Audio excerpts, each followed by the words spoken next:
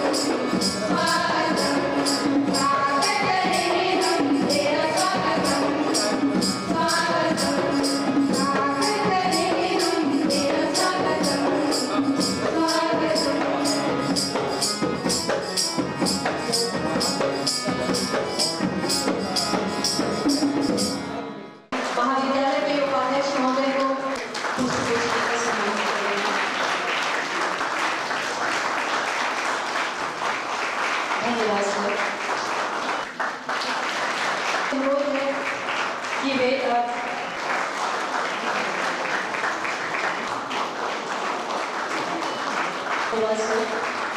मैं अपने महाविद्यालय के department of education Innova university को 100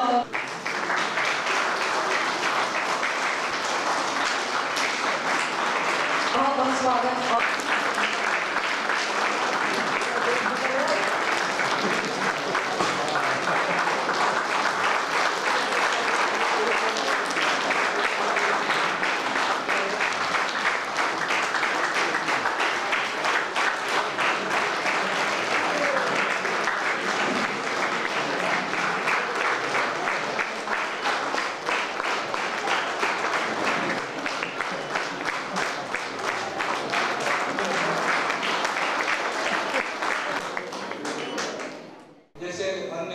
अभिभावक माता पिता परेशान होते हैं कि उनके बच्चे पढ़ लिख नहीं रहे, तो उन्होंने बहुत लोगों से सलाह मशवरा किया कि क्या किया जाए मेरे बच्चे पढ़ने लिखने के लायक पर आए। उन्होंने बताया कि विष्णुदत्त शर्मा एक विद्वान शिक्षक हैं, उनको बुलाइए। वो जानवरों की कहानी, पक्षियों की कहानी के द्वारा बच्चों को प्रशिक्षित करते हैं और बच्चों को जानवर, पक्षी ये सबसे बहुत लगाव होता है। और उन्होंने ही जो बच्चों को पढ़ाए वही संकलित होकर पंचतंत्र बना। व्यवहारिक नॉलेज का उतना बड़ा ग्रंथ जो संभवतः बाइबल के बाद सबसे अधिक भाषा में उसे प्रकाशित किया गया। तो उसी प्रकार जब हम लोग यह संस्थान खोलने का सोचे, उस यात्रा में जो हम लोग विश्वविद्यालय जा रहे थे, तो उस समय कुल सचिव के पद पर सिद्धि सर थे। सर के घर भी जाते थे हम लोग, विश्वविद्यालय भी जाता था। आज भी सर के यहाँ जाता हूँ और अभी नहीं लग रहा है कि सर सेवानिवृत्त हो गए या सर का खजाना खाली हो गया या सर का अनुभव अब कम पड़ गया। जब भी सर के यहाँ गया कुछ न कुछ हर बार नया चीज सीखा और हम लोग कोशिश किए उसको इस संस्थान में प्रयोग करने का। और आज यह संस्थान जहां पहुंचा है, सर का आशीर्वाद, सर का अनुभव, सर का मार्गदर्शन का देन है। और मैं बहुत प्रशासक से मिला, विश्वविद्यालय के बहुत अच्छे अच्छे वक्ताओं से भी मिले, जैसे मेरे गुरुदेव बंसी सर ही खुद बेहतरीन वक्ता, अच्छे इंसान, विद्वान और रचनात्मक भी रहे। लेकिन अभी तक ये कहानी में कोई गुरेज नहीं है कि सिद्दीकी सर से प्रशासनिक अनुभव में मुझे कोई बीच नहीं मिली। और सर कभी ज्ञान देने के उद्देश्य से ज्ञान नहीं देते कि मैं बहुत काबिल हूं, कुछ सीखो। जैसे बड़े बड़े लोगों में एक मैं का शिकार होता है, भले यह बुद्ध की भूमि रहा है और यहाँ झारखंड बिहार की जो भूमि पर मुख्य सचिव भी कोई बन जाते हैं, गवर्नर भी बन जाते हैं, तो फोन कीजिएगा, कहेंगे हम मनोज बोल रहे हैं, मैं नहीं बोलते हैं। यहाँ के बच्चे जब दिल्ली पढ़ने जाते हैं तो 2 महीना बाद बोलेगा मैं मनिका हूं, तो हम लोग हंसते हैं, क्योंकि इस भूमि पर जो लोग रहते हैं वो कितना हो अच्छा हिंदी साहित्य का विद्वान हो जाए, तो मैं नहीं बोलते, हम बोलते हैं। मैं को हमने तिरोहित करने का ही काम बुद्ध किए थे। तो सर के पास जब भी गए तो कभी नहीं लगा बोली चाली से कि बहुत जानकार है, कुछ शिक्षा देने के लिए आसान कर रहे हैं। चलते फिरते कुछ ऐसा ऐसा ज्ञान दे देंगे। जैसे हम लोग जब नहीं करा रहे थे, सर के पास गए तो बोले कि हम तो आपके संस्थान में गए ही हैं, अच्छा भौतिक संरचना है, लेकिन लेक्चर सिर्फ कराए, इस वर्ष भी कराया, तो कुछ सीखे। सरदार जी यहाँ भूसी साहब आए थे, बहुत काबिल व्यक्ति थे, IIT धनबाद से आए थे, अच्छे अच्छे संस्थानों में पढ़े हुए थे। लेकिन उनके साथ समस्या थी कि चापलूसों से घिरे रहते थे। चापलूस ऐसी प्रजाति है जो कभी विलुप्त हो ही नहीं सकता, भले जाएगा तो विलुप्त हो गया। तो डर लगता था कब उनको क्या सलाह दे दे और कब नुकसान हो जाए। तो सर के पास बैठे थे, सर बोले कि किसी बच्चे के हाथ में चाकू जब लग जाता है हाथ, तो किस पर वो चाकू चला देगा वो बच्चा भी नहीं जानता है, थोड़ा इंतजार कीजिए सब ठीक हो जाएगा। तो ऐसी अनगिनत कहानी है कि सर से कुछ न कुछ सीखे। और अभी एक पत्रकार हैं, विश्वविद्यालय में काम भी करते हैं, विजय पांडे जी, उनकी बच्ची के शादी में हम लोग गए तो सर निकल रहे थे वहां से। तो इनके साथ जो लोग थे उनसे परिचय कराए, मिथिलेश जी हैं, ऐसे लोग हैं जो कि फ्यूज बल्ब, फ्यूज ट्यूब से भी लाइट कैसे जलता है वो जानते हैं। तो सच्चाई वो नहीं है सर, आप में देने के गुण है। संभव हो कि हम लोग पात्र होंगे, इसीलिए कुछ ज्ञान देते रहे, काफी अनुभव रहा, सर से 1-2 बार डांट भी सुनने को मिला, लेकिन सर कभी निराश नहीं किए। और यह संस्था सर का संबंध है, हम लोग जीवन भर उनका ऋणी रहेंगे। और सर आए, यह हम लोगों का सौभाग्य है। सर का बहुत बहुत स्वागत।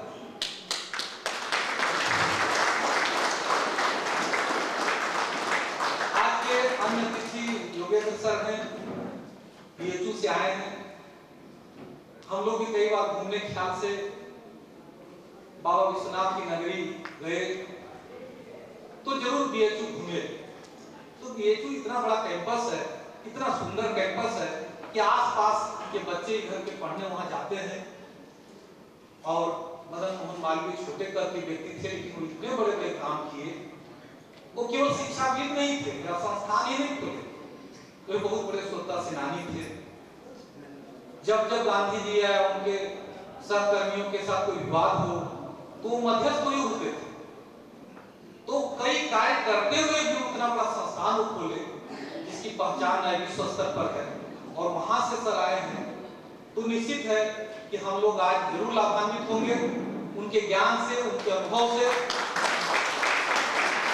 क्योंकि बीएचयू जैसे कर्कश में कोई चुका हुआ तीर नहीं हो सकता है। वो ऐसा संस्थान है कि जहां कमतर प्रतिभा के लोग भी जाएंगे तो साल में वो बहुत ही तबे तपाए शिक्षक हो जाएंगे। सर हम लोगों के बीच आए, हम लोग उनका आभार प्रकट करते हैं। इसके बाद हम लोगों के बीच शुक्ल सर हैं, कल हम लोग उनको सुने। तो मैं 2005 के बाद परीक्षा के व्यू से कभी पढ़ा लिखा नहीं, लेकिन कल सर जब बोल रहे थे लगभग पौने 2 घंटा बोले, और बड़ा दुख हो रहा था कि यहाँ बैठे प्रसार में हमारे प्रशिक्षु शिक्षकगण हाथ में डायरी लेकर नोट नहीं कर रहे थे, क्योंकि जिस टॉपिक पर सेमिनार है भारतीय ज्ञान परंपरा के संवर्धन में उस शिक्षा संस्थानों की भूमिका, किस प्रकार ब्रिटिश काल में, किस प्रकार ईस्ट इंडिया कंपनी के शासन में शिक्षा नीति में बदलाव हुई, कैसे कैसे हमारी महान शिक्षा प्रणाली को पटरी से उतारा गया, तो डेट बाय डेट सर बता रहे थे क्रम से। और मेरी जो अरदास है, मुझे कहीं नहीं लगा सर का डेट गलत है। तो सर ज्ञान के खान हैं। आज भारत के सबसे प्रतिष्ठित शिक्षण संस्थान जवाहरलाल नेहरू विश्वविद्यालय से आते हैं, संस्कृत के विद्वान हैं। और सर आज भी नहीं रुकेंगे, आज आए ये हम लोगों का सौभाग्य है। इसके बाद हम लोगों के बीच बंसी सर हैं, जिनके बारे में कहता हूं कि मैं जो कुछ जानता हूं सर का ही देन है, और सर की आलोचना भी मैं कर देता हूं सर के सामने। तो सर ने ही सिखाए कि शिक्षा जो सही बोलने नहीं सिखाता हो वह शिक्षा नहीं है। शिक्षा का मतलब है कि आपके अंदर चिंतन मनन चलता रहे, और जो सही लगता हो जरूर रखना चाहिए बात को। ऐसा कोई महापुरुष नहीं हुए कि जो 10 साल पहले जो सोचते थे आज भी वही सोच रहे हैं। खुद गांधी जी जब आप कथा लिखे तो लिखे सत्य का प्रयोग, और उसमें यही लिख रहे हैं कि मैं अपने जीवन के उम्र गुजर रहा है, लेकिन मैं सत्य के साथ साथ नए नए प्रयोग कर रहा हूं और अलग अलग निष्कर्ष पर पहुंच रहा हूं। मैंने कांस्टेंट का नाम नहीं है सत्य, सत्य भी बदलता है परिस्थिति समय के साथ साथ। तो सर से मैंने इतिहास समाजशास्त्र सीखा। सर बहुत अच्छे ओरेटर हैं, सर बहुत बार यहाँ आके क्लास लिए, कई कार्यक्रम में सर आए, और इतने जानकार होने के बाद भी कल इसलिए सर आए कि गोपाल ठाकुर सर और शुक्ला सर को सुनने की उनकी इच्छा थी। अब कल्पना कीजिए सर 1-2 साल में सेवानिवृत्त होंगे, वह भी इच्छुक हैं, जिज्ञासु हैं कि हम कहीं से भी ज्ञान मिले तो सीखें। तो वर्धा अंतर्राष्ट्रीय विश्वविद्यालय से गोपाल सर आने वाले थे और सर को जब पता चला, जबकि सर कभी जानते उनसे नहीं थे, उनसे परिचित नहीं थे, कभी भेंट नहीं हुई थी, लेकिन पिछले बार के सेमिनार में जो गोपाल सर आए थे और बंसी सर भी आए थे, दोनों 2 दिन थे, तो मैंने सर को उनका वीडियो भेजा था और चर्चा में बताया था कि सर वो भी बहुत अच्छा बोलते हैं। तो अब जब सर के आने की सूचना सर को हुई तो बोले कि मनोज मैं भी आऊंगा। तो सोचिए कि आज भी वो सीखना चाहते हैं, लेकिन हमारे पीढ़ी के लोग समझते हैं हम तो सब जान गए। तो जिस दिन ये भाव आ जाए कि सब जान गए, समझिए कि आपका सीखने का उम्र समाप्त हो गई, आपकी मृत्यु हो गई। तो सर कल इसलिए आए थे और सर कल कागज और कलम लेके बैठे हुए थे, और जब शुक्ला सर बोल रहे थे, गोपाल सर बोल रहे थे, तो नोट करके जा रहे थे। इससे प्रेरणा लेने की जरूरत है आप लोगों को कि आप लोग अभी भविष्य के लिए, एक अच्छे शिक्षक बनने के लिए, अपनी बेरोजगारी दूर करने के लिए इस संस्था में नामांकित हुए हैं। और आप लोगों को भी हाथ में चाहिए कि कागज कलम रखें और कुछ नोट करें, क्योंकि मरते वक्त शेक्सपियर भी कहे थे कि इस ज्ञान रूपी समुद्र का एक बूंद ही मैं सीख पाया। तो सर उतने अच्छे ओरेटर के बाद भी कल आए, लेकिन आज सब सुनाएंगे और बहुत उम्मीद है कि बहुत लंबा चौड़ा सा सुनाएंगे, क्योंकि कल जो हम लोग सुने और जितना शांति से आप लोग सुने, आप लोग बधाई के पात्र हैं कि शुक्ला सर का उतना लंबा व्याख्यान, गोपाल सर को उतना लंबा व्याख्यान हम लोग सुने, तो आज भी बंसी सर का हम लोग बहुत लंबा सुनेंगे, क्योंकि बंसी सर भी किसी से कम नहीं है बोलने में। और सर को इतिहास के जिस प्रकार से हम लोगों ने देखा कि इतिहास पढ़ने के बाद भी नहीं समझ पाए थे कि भारत जो ऐसे केवल कृषि प्रधान देश नहीं है, लेकिन ठाकुर सर ने बताया कि अगर भारत केवल कृषि प्रधान देश होता तो औरंगजेब के शासन में उतना करोड़ रुपया राजकोष में नहीं रहा। जब जहांगीर शाहजहां के शासन के समय कोई आते थे ब्रिटिश राजनयिक वगैरह, व्यापारी वगैरह, तो मुगल साम्राज्य को छोड़ दीजिए, वहां के राज दरबार, यहाँ की छोटे छोटे कालीकट वगैरह के जब राज दरबार में पहुंचते थे तो अचंभित रह जाते थे कि हमारा लंदन बहुत छोटा है, इतना डेवलप हम लोग कहाँ है। क्योंकि मुगल साम्राज्य के समय दुनिया के जीडीपी का 35% योगदान था भारत का, और वही जब अंग्रेज गए तो 2.5% भारत का जीडीपी रह गया। भारत में बहुत लुटेरे आए, शुक्ला सर बताए, हुन आए, शक आए, कुषाण आए, पल्लव आए, कहने वाले तो कहते हैं कि आर्य भी आए, और सामान्य लोग नहीं कहते हैं, माने बाल गंगाधर तिलक जैसे लोग भी कहते हैं। लेकिन जितने भी लोग आए वो सभी यहीं के होके रह गए। ये संभव हुआ कि संपत्ति मिथिलेश सर से मनोज सर के पास स्थानांतरित हो गया, लेकिन भारत गरीब नहीं हुआ था। लेकिन जब ब्रिटिश शासन यहाँ आई, ब्रिटिश कंपनी यहाँ जब आई, तो भारत खोखला हो गया, क्योंकि यहाँ से धन ले गए बाहर, और यहीं के धन पर महारानी विक्टोरिया का सूर्य कभी अस्त नहीं होता था। हम लोग सुनते थे, कहते हैं कि बहुत बड़ी महारानी थी, क्योंकि पूरे विश्व पर शासन था। तो यहीं के कच्चा माल से, यहीं के सूती और रेशम लगाकर अपने मशीनों में बनाते थे और भारत में वो फिर बेचते थे बाजार के रूप में, यहीं के मसाला के व्यापार से। और एक प्राइवेट ढंग से कई दशकों में हमारे हस्त कौशल को, हमारे शिल्प को हमसे छीन लिया गया और भारत को कंगाल बना दिया गया। तो आज सर विस्तृत रूप से इस पर प्रकाश डालेंगे। इसके बाद हम लोगों के बीच पहले भी आए, सबों से परिचित और बेहतरीन वक्ता मृत्युंजय सर आए हुए हैं, उनका भी स्वागत है। सर को भी सुनेंगे। और आज का जो सेमिनार है, भारतीय ज्ञान परंपरा के संवर्धन में उच्च शिक्षा संस्थानों की भूमिका, ये सब पूछिए तो हमारे ऊपर एक प्रश्न है कि वह देश जो ज्ञान बांटता था और सोने की चिड़िया कहलाता था, जिसे कल बता रहे थे सर किस प्रकार व्यापार से धन हुआ। तो बंसी सर ने मुझे बताए थे कि ईसा के पूर्व मौर्य साम्राज्य के बाद प्लिनी के रोम के विद्वान हुए थे, वो लिखे थे कि भारत एक ऐसा गड्ढा है जहां पूरे दुनिया का सोना जमा हो जाता है। तो नदियों में बहकर सोना नहीं आता था। वो साहित्य में कहने का लहजा था, उनका कहने का आशय था कि भारत का व्यापार भारत के अनुकूल था। भारत रेशम, सूती कपड़े, गरम मसाला इतना बेचता था कि सोने में ही पैसा उस समय लेन देन होती थी। विनिमय की प्रणाली वही था और भारत में बहुत सोना था। कभी आप लोग सोचे हैं कि भारत के मंदिरों में इतना सोना कैसे है? तो समुद्र से जब व्यापार होता था नाव के द्वारा, तो आज की तरह जहाज नहीं होते थे, जोखिमपूर्ण था।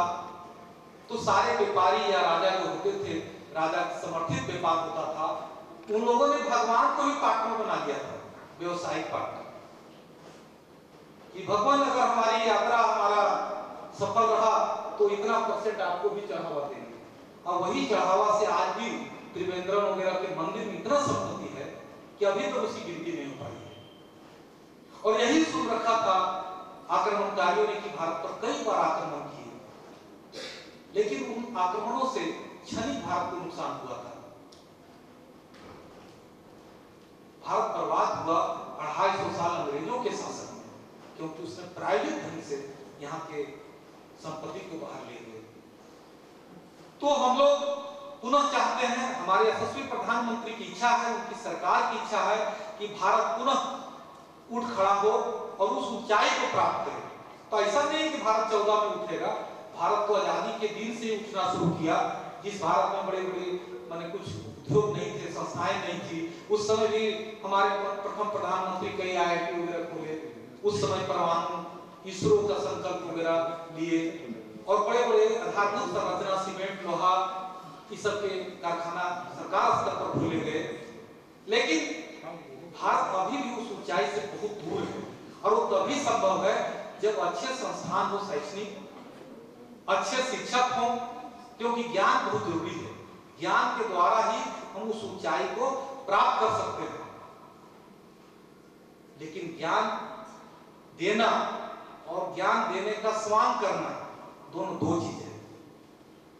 मुझे याद है कि जब फ्रांसीसी क्रांति हुई थी तो सर के लेक्चर में मैंने सुना था कि वो उस समय 3 बड़े विद्वान थे, विद्वानों की बहुत खोज थी, लेकिन मॉन्टेस्क्यू, वॉल्टेयर और रूसो, जिनके विचारों से, जिनके लेखनी से जनमत तैयार हुआ था और तुलनात्मक रूप से कम वक्त तक फ्रांस की राजतंत्र होने के बावजूद वहां क्रांति हुई और लोकतंत्र की, आधुनिक लोकतंत्र की स्थापना हुई। तो ये जो विद्वान लोग थे उनको यूरोप में, दूसरे देशों में बुलाया जाता था, अपने यहाँ कि आइए हमारे यहाँ आमंत्रण है। तो वॉल्टेयर को रूस बुलाया गया था, और जब वो रूस गए थे तो राजकीय अतिथि के रूप में वहां के जार जो राजा हुआ करते थे सम्मान किए रखे, भोजन पानी प्रबंध, घूमने फिरने। कुछ दिनों के बाद जब उनकी वापसी की बात आई तो जारीना पूछी महारानी कि वॉल्टेयर सर मेरा मॉस्को कैसा लगा? बोले रानी साहिबा आपका मॉस्को तो बहुत खूबसूरत शहर है, इतनी ऊंची ऊंची इमारतें, इतनी चौड़ी चौड़ी सड़कें, लेकिन एक चीज हमको समझ नहीं आया, कहीं स्कूल कॉलेज नहीं है। तो रानी तपास से बोलती है आपका दिमाग खराब है, कोई राजा जीतने में अपना कब्र खोदता है? क्योंकि बच्चे जो पढ़ेंगे प्रश्न पूछेंगे, और अगर प्रश्न ही नहीं पूछ रहे हैं तो फिर ज्ञान ही नहीं है। कल ही गोपाल सर हम लोग को शिक्षा दिए लगभग आधा घंटा इसी बात पर।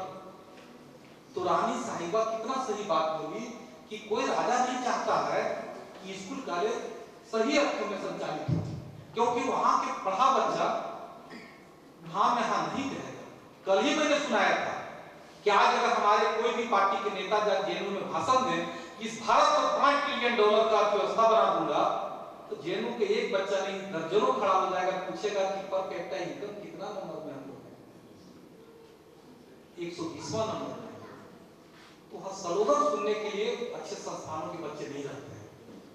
तो अच्छे शिक्षण संस्थान हो ये जरूरी है। राजीव गांधी के समय की शिक्षा नीति में था कि 6% खर्च हो, कभी खर्च नहीं हुआ। किन्हीं की सरकार सरकार में, चाहे खुद राजीव जी की सरकार हो, नरसिम्हा राव जी की सरकार आया हो, या बीच में देवगौड़ा जी, गुजराल जी, अटल जी, मनमोहन जी, खुद मोदी जी, अभी भी शिक्षा नीति लागू हुई तो 6% कितना परसेंट खर्च हुए। तो अच्छी अच्छी बातों से अच्छे विद्यालय नहीं हो सकते हैं, अच्छे संस्थान नहीं हो सकते। अभी सर बता रहे थे चर्चा में, शुक्ला सर, तिवारी सर, हम ही लोग बोले कि झारखंड में हजारों विद्यालय को बंद कर दिया गया। क्यों? तो बच्चे नहीं हैं। अब बताइए, तो हर गांव में स्कूल चाहिए कि नहीं चाहिए? ये तो एकदम मौलिक आवश्यकता है। लेकिन उस विद्यालय में भवन रहेगा, बच्चे क्यों रहेंगे? सभी विषय शिक्षक रहेंगे, पर्याप्त शिक्षक रहेंगे, तब तो बच्चे रहेंगे। क्यों? केवल भौतिक इमारत को मंदिर नहीं कहा जाता जब तक कि वहां मूर्ति की प्राण प्रतिष्ठा न हो। तो सर बताए नहीं, यूपी में बहुत विद्यालयों को बंद कर दिया। उसी चर्चा में हुआ कि भारत का एक भी IIT कॉलेज नहीं है जहां पर 50% भी टीचर कार्यरत है, क्योंकि एक शिक्षक की नियुक्ति में बहुत खर्च होती है, तनख्वाह देने में भी, और उससे वोट वगैरह में ज्यादा लाभ नहीं है। तो इस विकट परिस्थिति में भी अगर हमारी सरकार चाहती है कि नई शिक्षा नीति लाकर भारत को पुनः शिक्षा का हब बनाया जाए और भारत को उस ऊंचाई पर ले जाया जाए, तो इसका स्वागत है। बहुत से आशंकाओं के बाद भी सकारात्मक सोच रखने की जरूरत है। और यह एक छोटा सा संस्थान है, लेकिन शिक्षक को तराशने और गढ़ने का कार्य करती है। तो हम लोग अपने जितने संसाधन हैं लिमिटेड, उसमें जरूर प्रयास करते हैं कि बेहतर से बेहतर शिक्षक बनाए, ताकि वो जिस भी जगह जाए अच्छा ज्ञान दे। और जिस मकसद से यह सेमिनार है, नई शिक्षा नीति आई है, उसमें अपना कुछ सहयोग दे सके। मैं पुनः सम्मानित मंच को प्रणाम करता हूँ, सभी अतिथियों का स्वागत करता हूँ। और परिचय शास्त्र में मैं कुछ ज्यादा बोल दिया, उसके लिए क्षमा प्रार्थी हूँ, लेकिन बोलना व्यवस्था है, क्योंकि मैं भी एक विद्यार्थी की तरह ही गुजारा हूँ। कल ही हम लोग सोच रहे थे गाड़ी में ही कि शरद जोशी ने बड़ा अच्छा लिखे है कि भारत एक ऐसा देश है जहाँ बच्चे पहले इंजीनियरिंग करते हैं, फिर सोचते हैं क्या करना है। जय हिंद, जय भारत। सेशन की ओर आगे बढ़ रहे हैं, तो मैं सर्वप्रथम professor Mrityunjay Prasad, department of education, Vinoba university को आमंत्रित करती हूँ। वे आज अपने तकनीकी सत्र में हम सभी को आज ये सेमिनार के टॉपिक पर प्रकाशित करेंगे। सर, परिभवग्नं यवेष्टदोहं तीर्थास्पदं शिवविरञ्चिनुतं शरण्यं भृत्यार्तिहं प्रणतपालभवाधिपोतं वन्दे महापुरुषते चरणारविन्दं वन्दे महापुरुषते चरणारविन्दं। गौतम बुद्ध शिक्षण प्रशिक्षण महाविद्यालय द्वारा आयोजित 2 दिवसीय राष्ट्रीय सेमिनार के आज दूसरे दिन इस महाविद्यालय के आदरणीय सचिव प्रखर पत्रकार श्रीमान मिथिलेश मिश्र जी, अन्य प्रबंधक, इस मंच पर विराजमान ऐसे दिव्य मान नक्षत्र हैं भारतीय शिक्षा परम आदरणीय प्रोफेसर D.A. सिद्दीकी सर, शिक्षा और साहित्य के निष्णात आचार्य डॉक्टर बंशीधर प्रसाद प्रक्रियार, पूर्व रजिस्ट्रार भीमाबाई विश्वविद्यालय। मुझे सुनने का सौभाग्य नहीं मिला, आज मंचस्थ सर के बगल में बैठने का मिला प्रोफेसर संतोष कुमार शुक्ला, जो अपने आप में वैश्विक शिक्षा शास्त्री के रूप में स्थापित। हमारे बीच बाबा विश्वनाथ की नगरी BHU से आए हुए प्रोफेसर जोगेंद्र पांडे सर, एक शिक्षा शास्त्री के रूप में निष्णात इस महाविद्यालय के आदरणीय प्राचार्य और इस IQAC सेल की जो मुख्य हैं डॉक्टर वसुंधरा कुमारी, तो इस महाविद्यालय के आचार्यगण और सामने बैठे विद्यार्थी, कुछ स्कॉलर, सभी को हृदय से झारखंडी जोहार, सादर प्रणाम, मंगल कामना।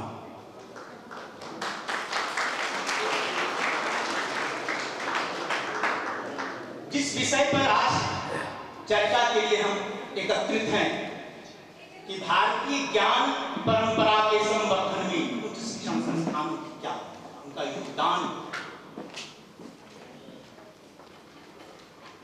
एक शायर ने लिखा, इन परिस्थितियों, ज्ञान की परिस्थितियों पर, कि धूप का ऐसा तना नितान कि अंधेरा कठिनाई में जा फंसा, और भागने की जब न मिली राह तो आदमी के भीतर जा फंसा, आदमी के भीतर।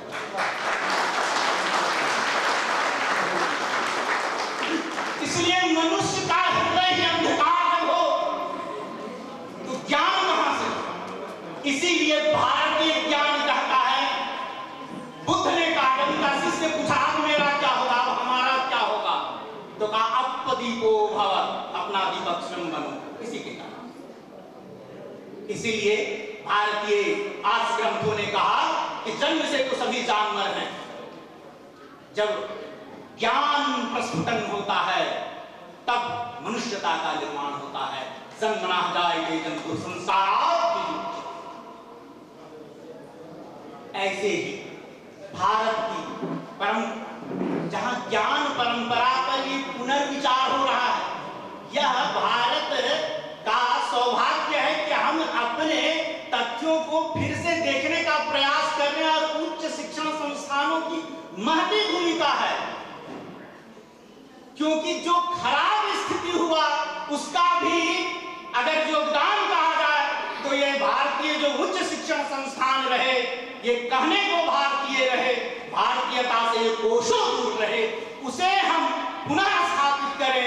भारतीय ज्ञान परंपरा के मूल तत्वों को, इसके लिए इनकी अहम भूमिका भी हो रही है। भारतीय ज्ञान परंपरा जहां से शुरुआत की, क्या कोई खास वर्ग के लिए कहेंगे? सबसे पहले जो भ्रांति भारत में फैलाई गई, उससे हमें निजात दिलाना होगा उच्च शिक्षण संस्थानों। कहा क्या गया? वेद ने घोषणा की, कृणवन्तो विश्वमार्जम, पूरा विश्व को आर्य। क्या अर्थ लगाया कि आर्य एक नस्ल है, और इनकी घोषणा है कि अपने नस्ल में शामिल। यह भ्रांति फैलाई। आज का अर्थ होता है श्रेष्ठ पुरुष, मनुष्यता के उतंग शिखर पर जो बैठता है उसका नाम आर्य। इसलिए हमारा वेद ने घोषणा किया, कृणवन्तो विश्वमार्जम। फिर क्या हुआ? फिर साजिश रची गई और कहा गया कि वेद जो है एक खास धर्म विशेष का धार्मिक ग्रंथ है। यह भारत का ग्रंथ है, वेद भारत का ग्रंथ है। वैज्ञानिकता, मानविकता, सामाजिकता से ये पूरे पुटित है, यह संकलित उन्हीं चीजों का। हाँ, यह बात सत्य है कि इसी के सूत्रों पर चलने वाला एक धर्म विशेष भी हो गया, इसीलिए उसे सनातन कहा गया। लेकिन यह नहीं है कि भारतीय वेद एक धर्म ग्रंथ, ये विज्ञान का ग्रंथ है। यह मानसिकता कैसे परिवर्तन हो, यह उच्च शिक्षण संस्थानों की महती भूमिका है इसमें कि मानसिकता में परिवर्तन किया जाए।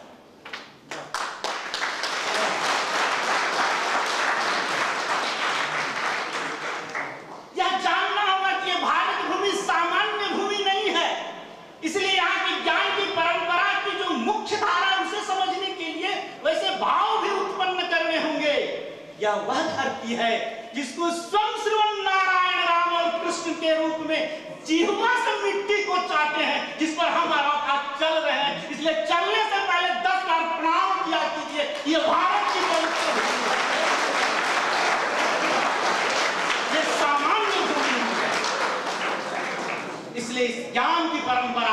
समझने के लिए कहा यूरोप का वैज्ञानिक बात, अच्छा यूरोप में विज्ञान के मूल केंद्र में क्या है? उसने कहा एटम। यहीं से शुरुआत, इसके बिना कुछ की व्याख्या नहीं कर सकते। तो भारतीय ज्ञान परंपरा का मूल केंद्र में क्या है? तो मूल केंद्र में है चेतना। चेतना के बिना हम किसी चीज के, और चेतना के लिए ही यह जब चेतना की बात होती है तभी तो भारत ने घोष किया कि अयं निजः परो वेति गणना लघु चेतसाम उदार चरितानाम वसुधैव कुटुंबकम। कहां कहा? एक जाति विशेष कुटुंबकम, एक क्षेत्र विशेष कुटुंबकम, ऐसी कोई धारणा नहीं रही। पृथ्वी पर निवास करने वाले चराचर जगत से कुटुंब का भाव देने वाला यह भारत का ज्ञान। इसलिए हमारे यहां वेदों में आप देखेंगे, उसे पढ़कर देखें, एक भी प्रार्थना मैं से शुरुआत नहीं होती है। मैं से पूरे सूत्र निकाल कर देख लीजिए, किसी वेद में प्रार्थना मैं से शुरुआत नहीं होती, हम से शुरुआत होती है। और एकमात्र प्रार्थना है, यहाँ संस्कृत साहित्य निष्णात आचार्य शुक्ला सर बैठे हुए, एकमात्र प्रार्थना जो द्विवचन में मात्र कही गई है, सहनावतु सहनो भुनक्तु सह वीर्यं करवावहै तेजस्विनामधितमस्तु मा विद्विषावहै। ये गुरु शिष्य दोनों मिलकर प्रार्थना करते हैं, दोनों साथ साथ ज्ञानवान हो, शक्तिवान हो। ऐसा कुछ नहीं हो कि हम लोग एक दूसरे का विपरीत हो जाएं, ऐसा नहीं। राष्ट्र की चेतना जागृत करने के लिए यह मात्र द्विवचन के, सिर्फ संस्कृत ही ऐसी विश्व की भाषा है जहां द्विवचन है, बाकी कोई दुनिया में ऐसी भाषा नहीं है एक वचन है या बहुवचन है।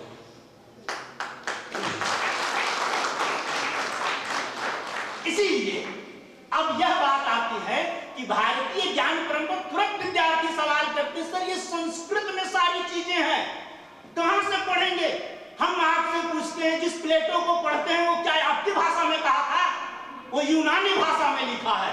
जैसे आपकी भाषा खोरठा है, आपकी भाषा कुरमाली है, वैसे ही वहां यूनान की भाषा थी, एथेंस की भाषा थी। कौन सा समृद्ध भाषा रहा, लेकिन आज उसकी इंग्लिश में पढ़ रहे हैं कि नहीं?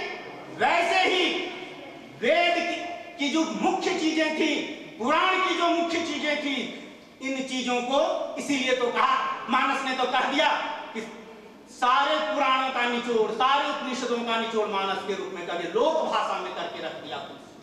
वहां जाइए साउथ में तक कंबल में रख दिया, रामायण को लिख दिया, तमिल में लिख दिया। इसलिए अब ये बाध्यता नहीं रही है, इस बात से बाहर आ गई कि दूसरे लोगों ने हमको सिखा के रख दिया कि संस्कृत में सारी चीजें, वो तेरी चीज ही नहीं है। हमें आना होगा, संस्कृत ऐसी नई भाषा है।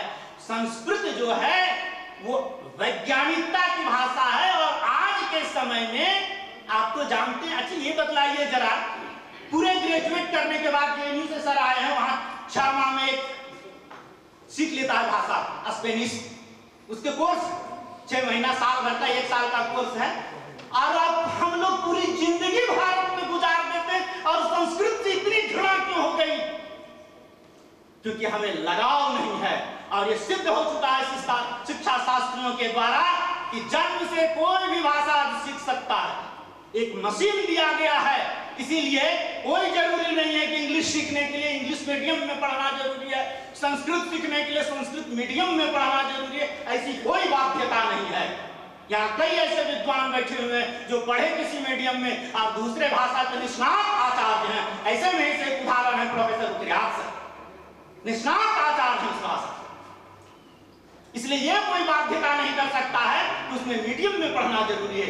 ये भ्रांतियां फैलाई गई, ये मैकालो एजुकेशन जिसने 3 ई को पैदा करके हमारे बीच लाकर रख दिया, और हम उससे आज 70 साल में भी बाहर नहीं आ सके। ई 3 इंग्लिश मीडियम पहला ई, दूसरा एजुकेशन, और तीसरा एम्प्लॉयमेंट। पढ़ोगे तो ये स्थिति, यह जो भाव आया इससे बाहर आना है। और इसीलिए अब जो चर्चाएं हो रही हैं कि भारतीय ज्ञान परंपरा का हम संवर्धन कैसे करें, उनका संरक्षण कैसे करें, और उसकी वैज्ञानिकता से अपने रूबरू कैसे हों। इसीलिए अब जो है मनोविज्ञान, जिस शिक्षा शास्त्र के संस्थान में हम यहाँ आए हुए हैं, उसके महाविद्यालय में, यह उदाहरण मत दीजिए। शिक्षकों से हमारा आग्रह है कि मनोविज्ञान पढ़ाते हैं तो यह उदाहरण देते हैं कि प्रश्नोत्तर विधि सुकरात ने पैदा किया है यूरोप में, गलत पढ़ाते हैं। मैं आज आपके बीच रख रहा हूं कि प्रश्नोत्तर विधि सुकरात ने पैदा नहीं किया। कितने वर्ष पहले सुकरात विश्व में आया है, और मैं आपको भी बतला रहा हूं आपके मन से कि सुकरात का यह देन नहीं है। और हम लोग रोज क्लास में पढ़ाते हैं प्रश्नोत्तर विधि, तो जैसे ही उत्तर वो देते हैं सुकरात के द्वारा दिया गया, प्लेटो इसका विस्तार किया। ये नहीं सत्य है। भारत में उपनिषद 108 लिखे गए, उसमें से कुछ का डॉक्यूमेंटेशन हो पाया है, 12 के अभी प्रमुख हुए हैं। ईस हैं कि ईस्केन, प्रश्न, मुंडक, मांडुक्य, ऐतरेय, तैतरेय, छंदोग्य, ये सब जितने उपनिषद हैं उसमें से एक उपनिषद प्रश्न उपनिषद है। क्या है प्रश्न उपनिषद? ये ऋषि पिपलाद के द्वारा कथित है। 6 शिक्षक छात्रों ने उनसे सवाल किया, उसी में 6 मात्र शिष्य हैं। सुकासु, भारद्वाज से नाम है 6, और 6 सवाल हैं और 6 जवाब। सवाल कैसे किया जाए, सवाल कब किया जाए, सवाल कहां करना चाहिए, यह प्रवृत्ति विकसित करने वाला हमारे यहाँ पूरा एक उपनिषद है। और हम कहते हैं प्रश्नोत्तर विधि जो है तो यूरोप का दिन है। यह दुर्भाग्य है भारत के बच्चों के साथ कि हम आज भी करते हैं। यह प्रश्नोत्तर विधि आज से पहले भारत की पुरातन विधि है, और ये हमारे विधि ऋषि पिपलाद ने दिया था। ऋषि पिपलाद महर्षि दधीचि के पुत्र थे। आगे मैं आपसे और भी आपके रखता हूं कि लर्निंग बाय डूइंग। एग्जाम्पल हमारे शिक्षा मनोविज्ञान में देता रहता है। चिंपैंजी पिंजरा में बंद है, उसे भूख लगती है तो क्या करता है, उसके अंदर ऐसे स्टिक लगाए गए हैं कि जोड़ जोड़ के वो जब भूख लगती है, और बाहर में केला रखा हुआ है, वो स्टिक को जोड़ता है धीरे धीरे, फिर करके जोड़ के खींच के लिए आता है, क्योंकि उसे लगता है करते करते वो सीख गया कि भूख हम कैसे मिटाएं। कितना घटिया ये उदाहरण। हम चिंपैंजी हैं, मान लो कोई यहाँ है चिंपैंजी, हमारे ऊपर कैसे लागू होगा? इसलिए भारत ने कहा कि ये मनुष्यता का जो देन है, मनुष्य स्वरूप है। हम बंदर से आदमी नहीं बने हैं, ईश्वर की हम कृति हैं, सर्वश्रेष्ठ कृति है मनुष्य के रूप में। हम बंदर से आदमी हैं। इसलिए यह आवश्यक होता है कि आप उदाहरण लीजिए लर्निंग बाय डूइंग का। एक छांदोग्य उपनिषद का प्रकल्प आपके बीच रख रहा हूं, एक जिसमें ऋषि जाबाल की कथा करके सीखा। महर्षि गौतम के पास सत्यकाम जाता है और कहता है कि हमें जो है शिक्षा दीजिए। सत्यकाम आज भी एडमिशन लेने का जो प्रक्रम है उसमें पूछा जाता है नाम क्या है, जाति क्या है, कहां से आए, गांव पता। उस समय भी पूछे ऋषि गौतम बताओ तुम्हारा गोत्र क्या है। बच्चे ने नहीं बता सका गोत्र, क्योंकि उसे पता ही नहीं था पिता कौन है। अपनी माँ के पास आया, माँ का नाम जाबाला था, कि बतलाइए कि मेरे पिता कौन है। गोत्र वहां पूछा जा रहा है, नहीं तो एडमिशन नहीं होगा मेरा। बोला देखो पुत्र, हम बतला नहीं सकते तुम्हारे पिता कौन हैं, इसलिए गोत्र भी हम तुम्हें बतला नहीं सकते। तुम इतना ही जानो कि तुम जाबाला का पुत्र हो, यही जाकर बतला दो अपने ऋषि से। ऋषि गौतम के पास गया सत्यकाम और कहा कि मेरी माँ का नाम जाबाला है, बस इतना ही मुझे पता है। ये विमेन एम्पावरमेंट की आज बात करते ऋषि गौतम तो उस समय कर दिए। बोले तेरी माँ ही तेरे पहचान के लिए काफी है, इसलिए आज से तेरा नाम सबके काम जाबाल हो गया। तेरा गोत्र मेरा गोत्र है, तुम जाबाल के नाम से जानो कि तुम जाबाला का पुत्र हो। ये छांदोग्य उपनिषद का है। और जब एडमिशन उसे हो गया तो पहला सवाल किया कि आत्मा क्या है, बतला दीजिए गुरुदेव। पहला सवाल बोला आज नहीं तेरा पढ़ाई होगा। बोले क्या? जब एक वर्क हम देते हैं तुम्हें, ये प्रोजेक्ट वर्क है, प्रोजेक्ट मेथड पढ़ते हैं, इसलिए आज लोग कहता है प्रोजेक्ट मेथड यूरोप का है। प्रोजेक्ट मेथड तो हमारे ऋषि गौतम पहला शुरुआत कर दिए थे उस समय, और दिए कि जाओ अपने जितने उनके आश्रम में जितनी बीमार गायें थी, गौवंश था, जितना बूढ़ी गायें थी, सबको एक जगह करके लगभग 400 गायों को कहा कि देखो जवान इसे ले जाओ, और जब 1000 हो जाएगा तो तेरी शिक्षा शुरुआत कर देंगे। कुछ वर्षों के बाद जावाल आता है, कहता है गुरुदेव ये गायें हो गई हैं, 1000 से ऊपर गिन लीजिए, आप मुझे शिक्षा दीजिए। ऋषि गौतम कहते हैं कि अब तेरी शिक्षा की जरूरत ही कहां रही। अरे जो 400 गायों को 1000 कर दिया, मतलब उसे प्रजनन विज्ञान का ज्ञान हो गया कि कैसे पशुओं में प्रजनन होता है, इसलिए वो जूलॉजी का जानता है। कौन सी वनस्पति खाने से गाय मजबूत होती है, दूध देती है, इसलिए वो वनस्पति शास्त्र का भी ज्ञाता हो गया। और 1000 जो गाय रखेगा तो कहां उसका प्रबंधन किया, इसलिए प्रबंधन विज्ञान का भी वो जानकार हो गया। वो अर्थशास्त्र, दूध कहां बेचेगा, दूध कहां लाएगा, किस पात्र में रखेगा, इसलिए वो अर्थशास्त्र का भी ज्ञाता हो गया। और आपदा प्रबंधन जिसे आज हम कहते हैं, 1000 गाय जंगलों में रखना, कोई हॉल बनाकर रखा था क्या, सत्य क्या? तो उस विज्ञान का भी ज्ञाता हो गया कि हिंसक पशु हमारे पास नहीं आए, इसके लिए भी वो एक प्रक्रम तैयार कर लिया होगा, इसलिए उन ज्ञान का भी वो जानकार हो गया। और सत्य काम की कथा में गुरुदेव कहते हैं कि देखो जाबाल, अब तुम मुझे बतलाओ कि वास्तविकता में इसे हम कैसे यहाँ उतारे अपने इस कैंपस में। तो लर्निंग बाय डूइंग कैसे, कोई एग्जांपल कहीं विदेश हमारा दे सकता है, यूरोप का मनोविज्ञान दे सकता है, ऐसा कदापि नहीं है। इसलिए हमें मानसिकता बदलने की जरूरत है। और यह है भारतीय ज्ञान परंपरा की चीजें, जिसे हम अगर नहीं लागू कर पाएंगे, हम इन्हें शोध से बाहर नहीं ला पाएंगे, तब यह मुश्किल बातें हैं। और सिद्धांत रूप में इन चीजों को, इन ग्रंथों को धर्म से बाहर आकर कि यह भारत का ग्रंथ है, इसे पढ़ना है, यह वैज्ञानिकता से भरी हुई है, यह मनोविज्ञान से भरा हुआ है, यह दर्शन से भरा हुआ है, यह इतिहास है भारत का। इन चीजों से जब हम पढ़ेंगे और उस पर नवीन चिंतन करेंगे, इसलिए ज्ञान का अर्थ ही है, जब नया है तब तक वो ज्ञान है, एक क्षण भी पुराना हो गया तो स्मृति कहा जाता है। ज्ञान का अर्थ ही है नवीनता। इसलिए भारत का जितने ज्ञान है वो पहले भी उतने ही नवीन थे, आज भी उतने ही नवीन, इसलिए कहा गया भारतीय ज्ञान परंपरा। और हम एक एक चीज की खोजें तो आप देखेंगे कि सारे का जवाब हमारे ग्रंथों में, भारतीय ग्रंथों में, भारतीय ज्ञान परंपरा की जो रहस्य जिसमें छुपे हुए हैं। आज बात कही जा रही है कि देखिए भाई, सतत विकास कीजिए, सतत विकास में आपका नुकसान नहीं हो जाए। यह बात कोई आज के यूरोप वाले कहते हैं, हम सिखला रहे हैं सतत विकास का। ये डेवलपमेंट ऐसा नहीं कि एक डेवलपमेंट से दूसरा डेवलपमेंट नुकसान हो जाए।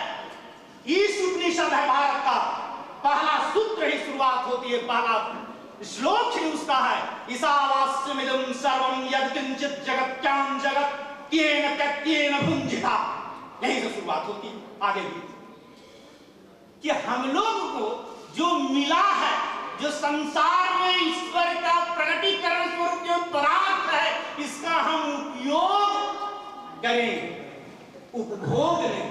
उपभोग का कोई अंत नहीं होता, उपयोग सिर्फ जीवन रक्षण के लिए किया जाता है। ये तो शुरू से कही गई है भारत की ज्ञान परंपरा में, इसलिए हम उन चीजों से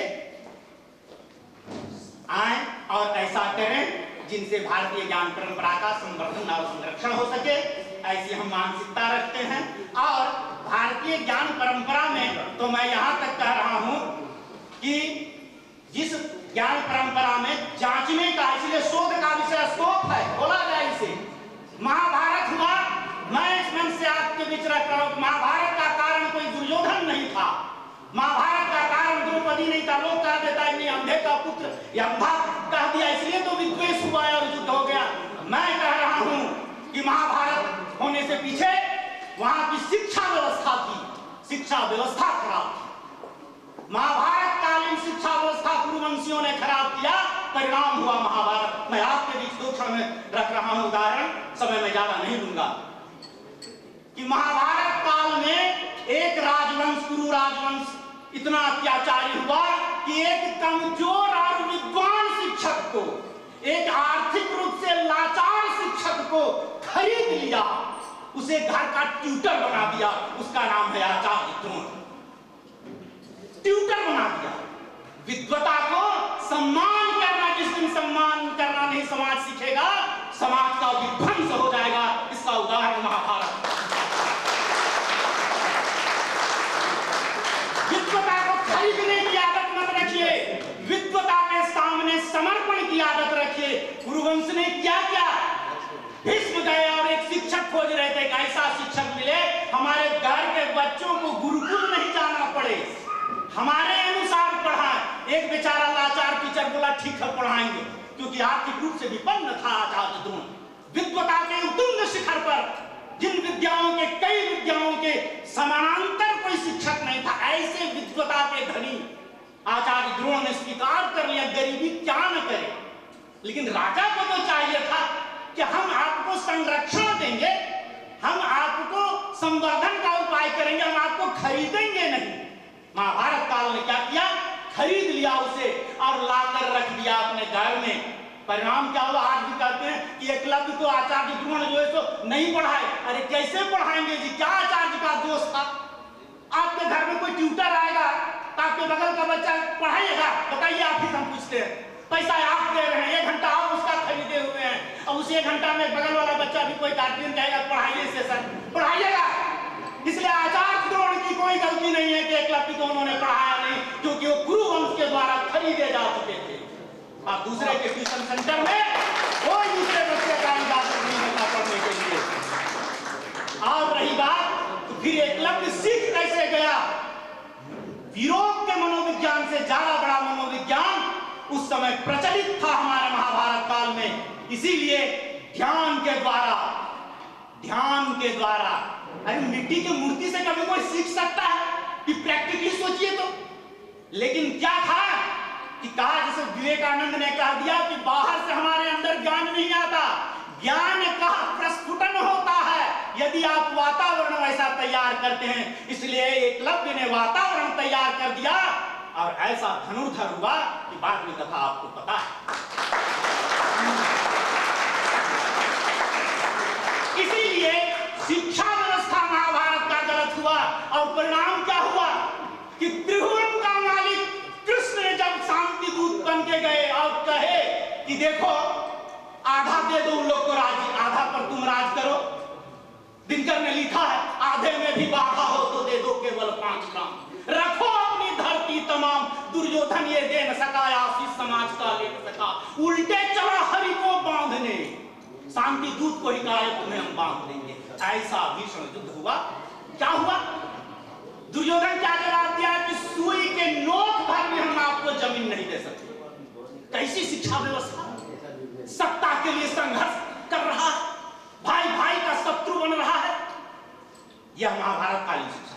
आइए मैं इसके पूर्व भारत की शिक्षा बतला आपके बीच रख रहा हूं। रामायण कालीन शिक्षा, कम्बन रामायण में वर्णन आया है कि राम जब जंगल गए तो जंगल की जो मालकिन होगी, उस समय वर्णन आ रहा है कि जंगल की देवी, तो जंगल की देवी स्वागत किया कि आओ श्री राम, स्वागत था हमारे जंगल में, तेरी क्या हम सेवा कर सकते हैं? उसने कहा कि देखो देवी, अगर मेरी सेवा करना चाहते हो तो ऐसा करो कि जिस रास्ते से मैं आया हूं उसके सारे कांटों को चून लो। बोला क्यों? बोला उसी रास्ते से मेरा भाई मेरा बहुत प्यारा, खोजते खोजते हमसे जरूर आएगा मिलने। बोला अच्छा, मतलब वो कांटा आपको नहीं गड़ी और आपका भाई बहुत कोमल है क्या? बोला नहीं देवी, मेरा भाई तो भरत ऐसा है कि इंद्र का वज्र भी अगर टकरा जाएगा तो चूर चूर हो जाएगा, इतना बलशाली है मेरा भाई भरत। तो फिर कांटा क्यों हटाने चाह रहे हो? बोला नहीं, इसका मतलब यह हम नहीं कहना चाह रहे हैं। वो भरत जब कांटों को देखेगा कि इसी राह से हमारे बड़े भैया गए हैं तो उसका हृदय विदीर्ण हो जाएगा, उसका हृदय विदीर्ण हो जाएगा और वो सह नहीं सकेगा, वो रो रो कर पागल हो जाएगा। इसीलिए मेरे भाई को हमारे कष्ट का एहसास उसे नहीं हो। महाभारत काल से रामायण कालीन शिक्षा ये है कि सत्ता छोड़ने के लिए भाई कह रहा है तुम सत्ता रखो, तुम सत्ता रखो, हम नहीं रखेंगे। यह रामायण काल क्यों? क्योंकि गुरु गृह गए पढ़ा न रघुराई, राजा का बेटा भी कहां गया? गुरुकुल में पढ़ने गया था। इसी चलते शिक्षा व्यवस्था के कारण ऐसा रहा कि भाई भाई के लिए सत्ता छोड़ रहा है और यहाँ एक भी अग्रभाग नहीं हुई, सुई की नोक के बराबर देंगे। कैसी शिक्षा व्यवस्था थी? इसलिए मैं आज यह कह रहा हूं कि भारत हो या ये झारखंड हो, शिक्षा व्यवस्था में राज्य का नियंत्रण नहीं हो, राज्य उसका संवर्धन करे, संरक्षण करे, खरीदे नहीं। खरीदने से मनमानी हो जाएगी, जैसे महाभारत कालीन शिक्षा व्यवस्था हुई थी। हम ऐसा नहीं चाहते ऐसे कई विद्वानों को आप सुनेंगे। हम नहीं अधिक समय ले रहे हैं, बहुत अत्यधिक समय आप ले चुके हैं। अंत में मैं इतना ही कहता हूं कि जगने का समय आ गया है भारत के विद्यार्थियों और शिक्षकों को और शिक्षण संस्थानों को, नहीं तो धूल की उन पंक्तियों की तरह रह जाएंगे कि तेरे पैरों के नीचे जमीन नहीं है, तेरे पैरों के नीचे जमीन नहीं है, फिर भी तुझे यकीन नहीं है। तमाम तो यह है